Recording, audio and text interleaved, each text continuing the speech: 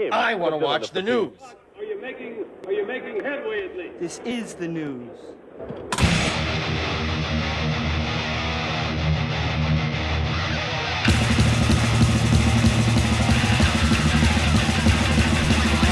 Schmack-a-magab, it's time for the only news that matters on Black Sabbath Sunday. And Geezer Butler said that the Beatles were a massive influence on him, noting how they had hardly any British rockers before the Fab Four took the world by storm. Having transcended the confines of pop and rock, the Beatles' sheer talent and far-reaching vision helped them establish themselves as the band for the whole world, a generation of musicians to come. Even Black Sabbath, which consistently and intentionally went against the grain of contemporary rock, wasn't immune to the Beatles' spalling influence, as Geezer Butler reveals in a recent interview on 107.7 RKR's The Rocker Morning Show. The fact that they were so groundbreaking appealed immensely to the bassist in his youth, who noted how before Paul McCartney and company, the rock scene A-list almost exclusively consisted of Americans. He said, they were a massive influence because there was nobody else like them at the time. And up until then, it was like my brothers were into like Elvis Presley and Eddie Cochran and Buddy Holly, that kind of thing. And there was no real English rock bands. All the English rock and rollers were trying to sound American and copy the American bands, and they never succeeded. And then when the Beatles came along, they had a completely original sound. And they were all literally from Liverpool, which is 90 miles from where we were born. And it just gave us some hope that British musicians could actually become successful. And as soon as the Beatles were successful, then you had the Rolling Stones, the Kinks, the Who, Herman and Hermits, a whole explosion of British pop music. That influence couldn't help but seep into some of Sabbath's work, and Geezer recently told Songfacts how the softer touch on Planet Caravan's Solitude and Changes were largely informed by their famous predecessors. He said there was a lot of inspiration from the Beatles. Listening to Beatles albums, they would do normal pop songs, and then it would be so varied, especially Sgt. Pepper's. Each song has its own kind of sound and feeling. You know, we didn't want to have one particular sound on one album. We like to vary it. Plus, it makes you grow as a musician. Well, there you go. You know, I wasn't aware of Geezer being a Beatles fan till now, but I know I know Ozzy's a huge Beatles fan, and I remember him saying one time that before the Beatles, the world was black and white. When the Beatles came, the world was color. And, you know, he wanted his sisters to marry Paul McCartney. He was a huge, huge Beatles fan, and he still is, you know. And I don't know about, you know, Bill Ward probably more into the jazzy stuff, and, you know, Tony Iommi as well. I don't know. Or maybe they both are massive Beatles fans. But the Beatles, man, I know it's Black Sabbath Sunday, but it's Beatles Sunday as well this week, because I'm going to go off on how much I love the Beatles. You know, I could be wrong, but I believe my very first memory in life was looking up at a windowsill where there was a radio playing, and I'm not sure what song it was. I'm thinking maybe it was Hard Day's Night or 8 Days a Week. I'm thinking one of those two songs. That's like the first memory of my life, and I remember being a little kid, you know, like 3 or 4 years old, and loving the Beatles with the Beatles cartoon and stuff. I was really, you know, I was a little kid. I didn't know much about anything except pooping my diapers and Gumby, because I was a huge Gumby fan. And I was a huge fan of that Batman show with Adam West. You know, that's what my life revolved around. But man, when I was a little kid, man, the Beatles music always made me feel good. And I have a little history with the Beatles as far as when they changed America. They played the Ed Sullivan Show, February 9th, 1964. I was born the next year on February 9th, 1965.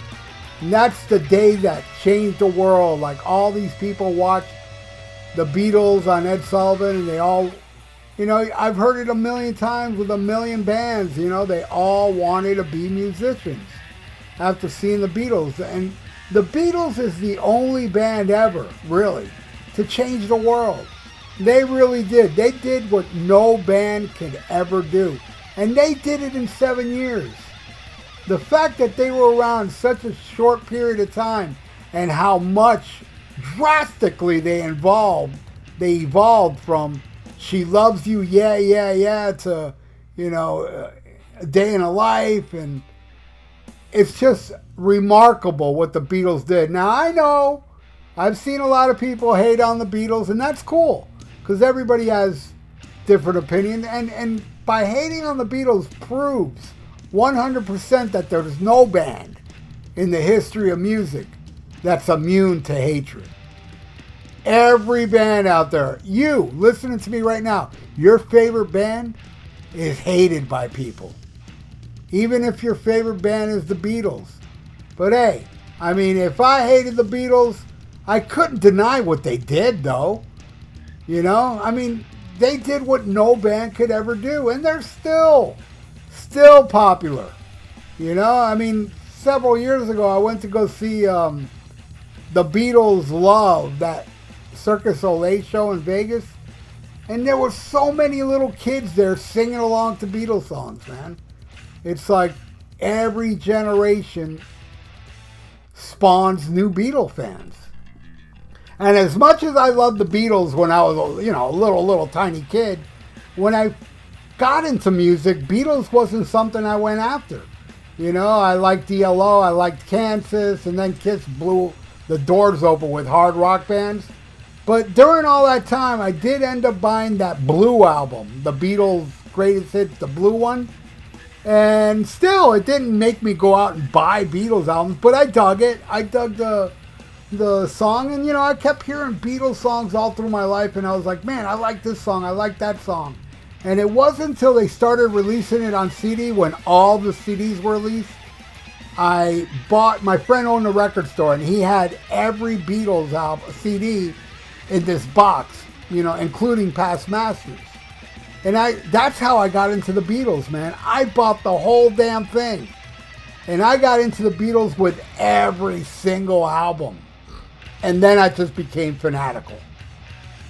And I'm talking, what's this, late 80s? When all, you know, because I remember when Beatles CDs were coming out, you know, it wasn't until the last one was released. What was that, like late 80s, early 90s? And man, I never looked back after that. All I did was buy Beatles albums. And then I got interested in the solo careers, which I was very disappointed in John Lennon's solo career. Yeah, he had some good songs, and Plastic Ono Band's probably the best album he did. But he was my favorite Beatle. And yet, I didn't like his solo stuff. You know? And I love Paul McCartney's solo stuff. Most of it was really damn good. I love the Wings, and I remember when I was a little kid in the 70s, how huge the Wings were. Wings were humongous. And, you know, for me, I'm not a George Harrison fan. He's my least favorite Beatle, though I do love the song Something, and I love Here Comes the Sun. And I even like that early song, Don't Bother Me. There's a couple songs I like, but I hated his trippy, dippy songs like the one on Sgt. Pepper and the ones on Magical Mystery Tour. I dug Piggies, though. But I didn't like While My Guitar Gently Weeps, which everybody loves. I didn't like the electric version or the acoustic version. I like some of Ringo's stuff, though, oddly enough. His solo stuff, I like some of it. Photograph, No No No song, whatever. But to me, Paul McCartney, was the one that left the Beatles and continued to be awesome. Where to me, man, John Lennon, and I know this will be controversial, me saying it, but John Lennon for me peaked on the White Album. Don't get me wrong, I liked the songs on Abbey Road, I liked the songs on Let It Be, but they were not as good as I'm So Tired, Glass Onion, Everybody's Got Something to Hide. You know, everything that John Lennon did up to that point was just, ooh, spot on. And he was my favorite Beatle. Really was, man. But after the Beatles, Paul McCartney took over for me.